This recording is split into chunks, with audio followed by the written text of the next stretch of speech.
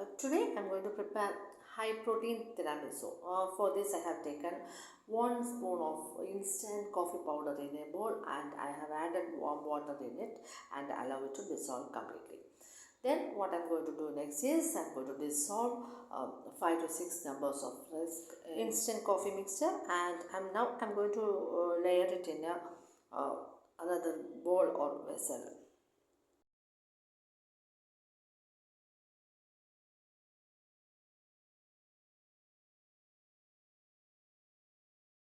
Now I have arranged it in a single layer and I have allowed it to rest for 10 to 15 minutes.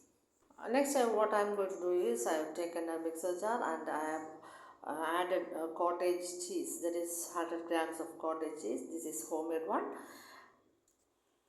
Now I am going to add a few drops of rose essence.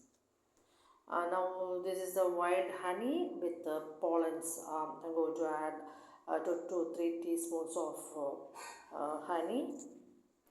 Next, I'm going to add 100 to 150 ml of milk and I'm going to blend it very finely. Now I'm going to pour it above this layer.